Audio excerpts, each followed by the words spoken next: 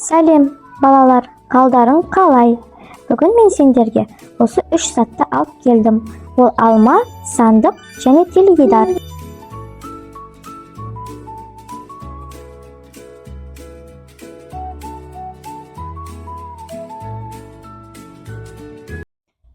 Қайырлы күн, бүгін біз осындай мульт жасайтын боламыз. Жасау үшін бірінші осы кейіпкерімізді Хедра нейро желісі арқылы сөйлетіп аламыз, ChatGPT арқылы суретті құрастырып аламыз, және Google-ден алдын ала фотоларды дайындаймыз. Болмаса Canva арқылы алдын ала суреттерді PNG фонтсыз форматта дайындап алсаңыздар болады.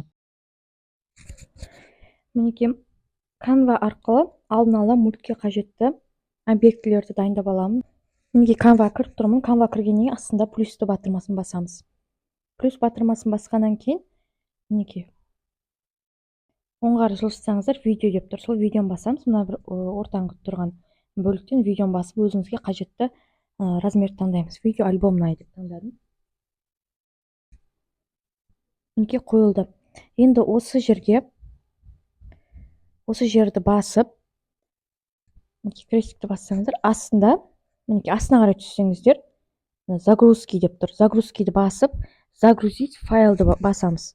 Устройствоға кіріп, медиатека дегенге кіріп, өзіміздің алдын ала дайындаған сөйлеп тұрған персонажымызды қоямыз. Персонаждың жаңағы артқы фонын алып тастайтын боламыз қазір. Добавить батырмасын басамыз, және мұнда видеода загрузка жүріп жатыр. Загрузка жүргеннен кейін осылай персонажды қоямыз. Видеоны бірі чертеміз. Астынан звук, громкость звука деген басып, нөлге қоямыз. Яғни біз видеода басқа звуктар қойсақ болады. Оңғары жылжытамыз. Осы жерден мастерская деп тұр. Мастерская батырмасын басып, удаление фона батырмасын басамыз. Сол кезде біздің видеомыздың фонын удалить етіп береді. Яғни біз CapCut'қа қазір осыны тегін салатын боламыз.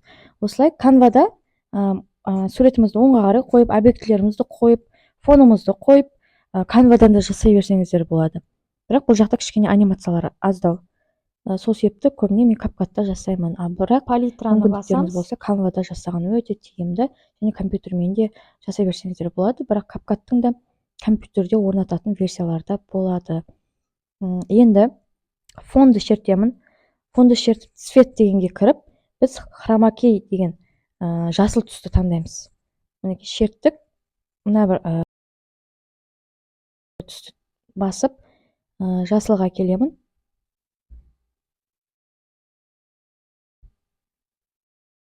Мінекей мына астыңғы екінші тұрған бегунокты оңға қарай жылжытып, жасылға келемін. Және бірінші терезедегі тұрған точканы жасылға қоямын. Осылай бір шамамен осындай жасылға. Крестикті басам. Енді видеомызды тексеріп көрейік. Плейді басамыз. Мінекей жасыл хромакей фон болып тұр. Енді жоғарыдағы поделицаны басып, скачать деп, видео форматында бұны сақтап аламыз.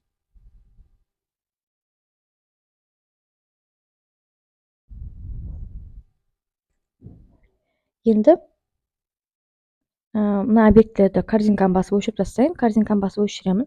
Енді мына жерді бір рет чертемін. Осыны астыға қарай оңға қарай жылжытамыз. Элементы деп тұр. Элементіға кіріп, осында мен өзіме қажетті объектілерді осы жерден танысам болады.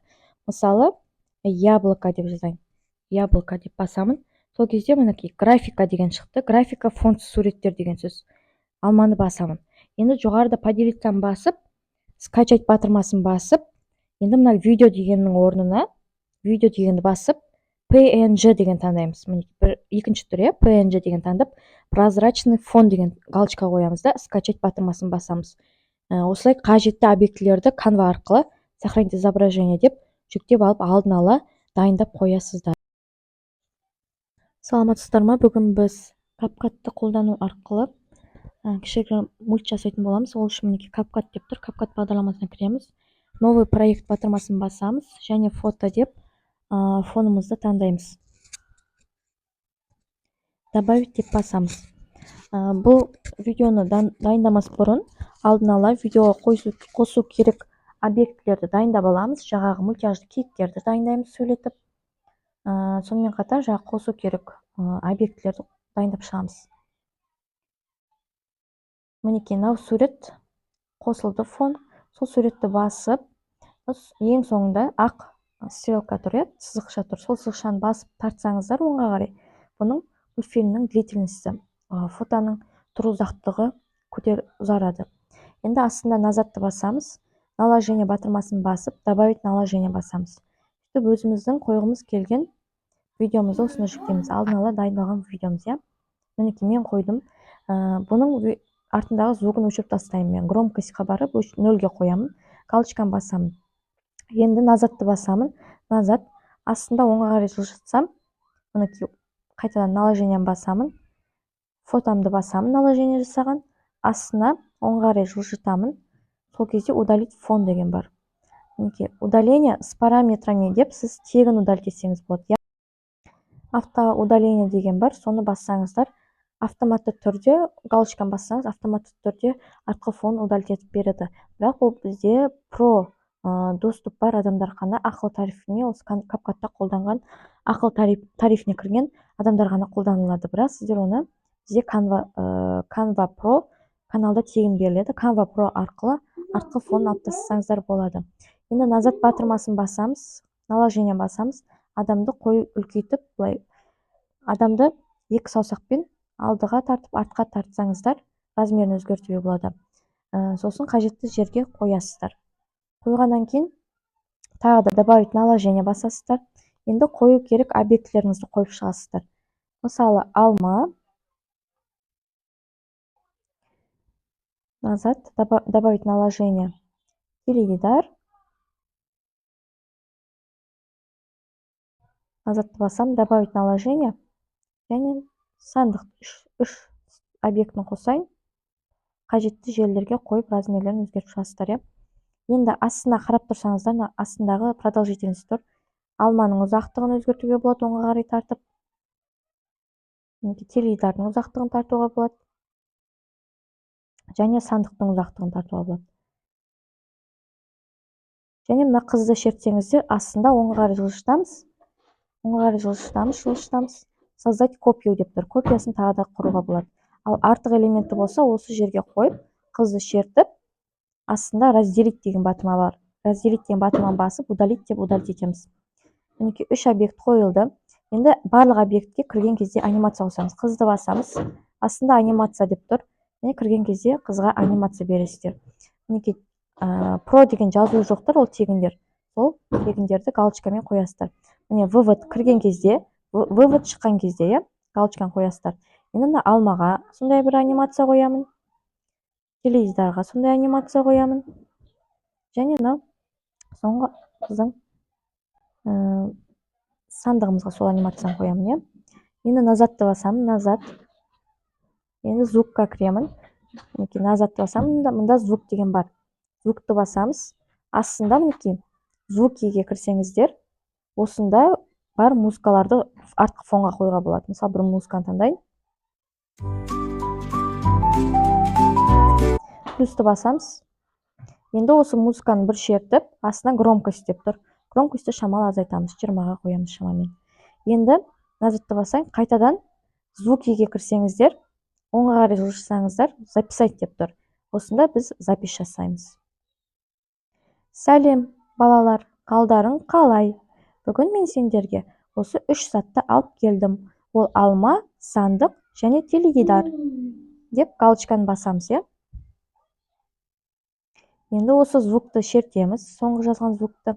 Громкостьқа кіріп, громкостьті максимально 1000-ға қойып, галочканы қоямыз. Және звуковой эффектіге кірсеңіздер, мінекей осында өзіңіздің звугыңызды өзгертсеңіз болады шамалы. Мінекей тегіндері де бар. Сәлем, балалар, қалдарың қалай?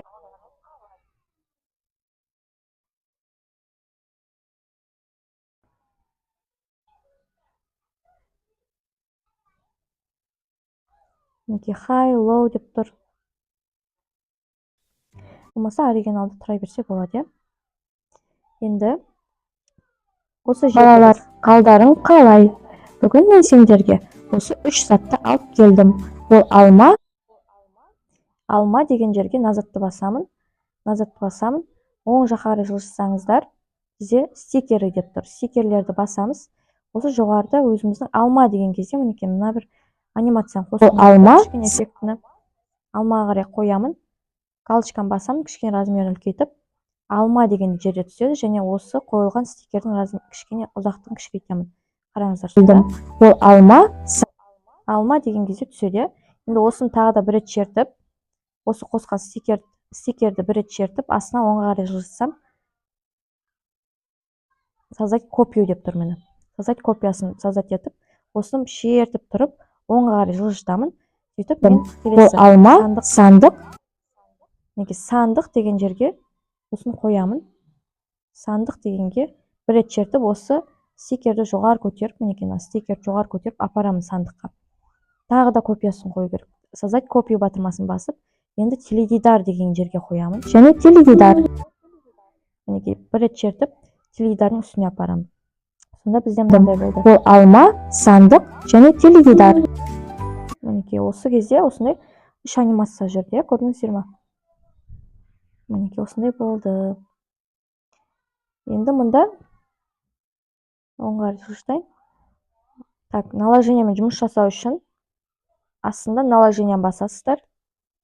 Мінекей алма бізде мына жерге дейін, алманы бір шертіп, анимация кіріп, выводқа кіріп кеткен кездегі анимациясын қосайын тағы да. Қайтадан осындай бір өшетін анимация қояйын. Тағы да анимация қосам. Сәлем, бала. Вывод деймін. Өшетін анимация, мінекей вывод, өшетін анимация, галочканы басам. Және сандыққа да солай анимация, сандықты шертемін, вывод, және өшетін анимация қосам, галочканы басам, не? Осылай мінекей кішігірім мульт болды. Мінекей осылай тапсырмаларды көбейте бересіздер. Енді тағы да айта кететін, алманы бір рет чертеміз. Алманың мысалы размерін үлкейтін деп тұр, мысалы. Мінекей былай оңға жылжытайын. Алма деп айтады. Алма деп айтқан кезде жанады. Так, размерлерін кішірейтіп қойайын бірінші. Мінекей алманы чертіп, екі саусақпен кішірейтсем кішірейеді. Сандықты басып кішірейтіп қойайын, және теледидарды басып кішірейтіп қойайын. Негізі осындай деп ойлайық. Сол кезде алма деген кезде алманы бір рет чертемін. Мінекей алманы чертемін. Және жоғарыда мына ключ тұр. Плюс деп тұр. Плюсті бір рет чертесіздер. Және осы жер бірінші ключ тұр. Оңға қарай жылжытасыздар да, алма деп айтқан жерге дейін барып, алманы үлкейтесіздер. Осы екінші ключті қоясыздар. Екінші ключ автоматически қойылады. Просто үлкейтесіздер жай ғана. Оңға жылжытсам болды. Алма үлкейді. Осы екінші ключті қойған жерден бастап, алма сол жерде, сол пішінде тұратын болады. Қараңыздар, видеоны көрейін қайтадан. Алып келдім. Бұл алма. Мінекей алма үлкейді, көрдіңіздер ме? Осылай ключті қойсам болады. Енді келесі сандық деп айтқанға барайын. Сандықты басамын.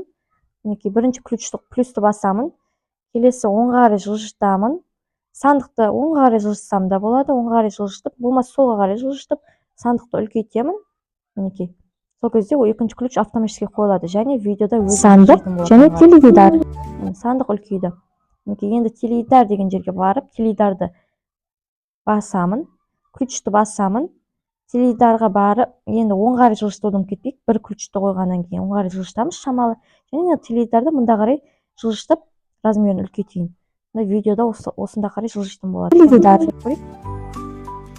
Теледидар деп айтқаннан мұнда барып жылжып жойылатын болады барлығы. 3 сағатта алып келдім дегенде. Енді мұнда назатты басамын. Енді текст қойып көрейік. Текстті басамын. Добавить текст басасыздар. Мұнда жарайсыңдар деп жазайық. Жарайсыңдар. Енді стильге кірсеңіздер, мұнда стиль түрін барын өзгертуге болады. Шрифтіға кіріп, шрифтін өзгертіп аласыздар. Мінекей жарайсыңдар деп шықты. Мінекей эффектіға кірсеңіздер, басқа да түрлерін көріп шықсаңыздар болады. Мінекей тегін эффектілер бар. Галочканы басасыздар. Мұнда жарайсыңдар деп қойылды. Мұнда астындағы 4 ключтің басып тұрып, размерін барын өзгертсеңіздер болады.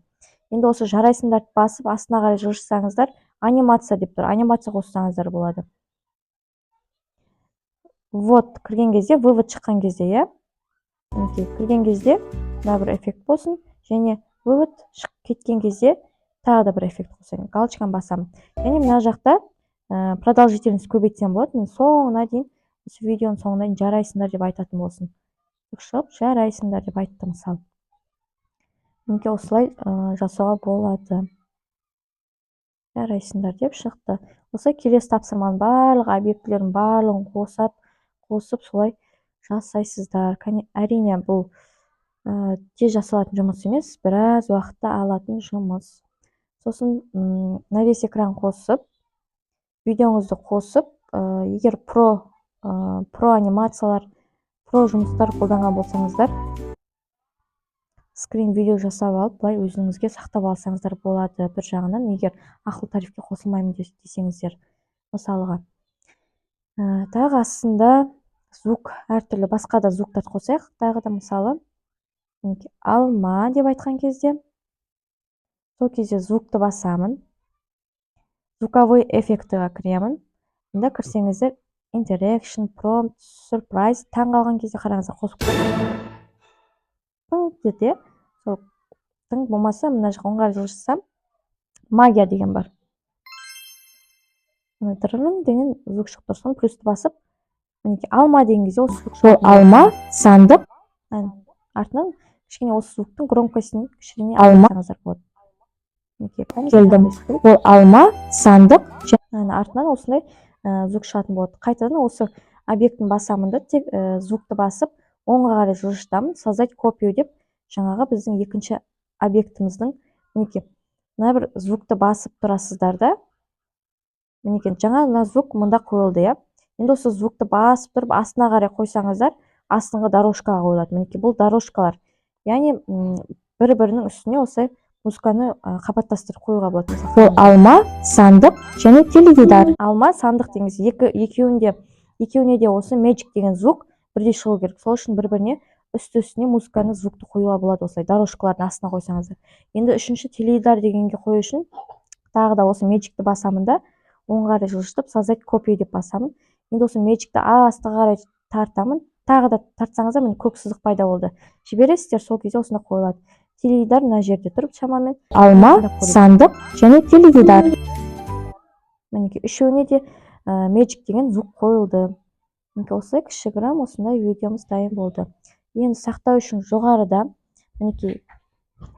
астыңға и деп тұрған батырманы басасыздар. Осы жерден, мына жердегі галочка, домалақты көкті алып тастайсыздар, ол қажет емес. Разрешениясын, частота кадров, битрейт барлығын үлкейтіп аласыздар да, экспорт деген басып сақтап аласыздар. Енді осы қыздың фонын канвадан алып тастаймыз да, соны CapCut'қа әкеліп, хрома key деп басып, фонын алып тастайтын боламыз. Соны жасап көрейік енді. Енді қызды басамыз, қыздың видеосын астыңға оңға қарай жылжысаңыздар, удалить фон деген батырма тұр, хрома key деп басамыз. Және мұнда домалақты басып тұрып, жасылға қоямыз. Галочканы басамыз. Сонда біздің адамның фоны өзгертіледі. Енді фон қоясыздар. Фонның үстіне наложение жасап, осылай хрома key қосылған видеоны қойып, хрома key'ні алып тастап, ары қарай монтаждай бересіздер. Canva Pro'ға доступты мына жерден алсаңыздар болады. Canvaға кіргеннен кейін войти с электронным адресім дегенді басып, электронный адреске Айша Максутова деп тереміз. @mail.ru. Продолжить. Және пароль. Үлкен әріппен uk.online _білім. Ашып көрсетейін. Войти басасыздар. Осылай Canva Pro'мен қолдана берсеңіздер болады.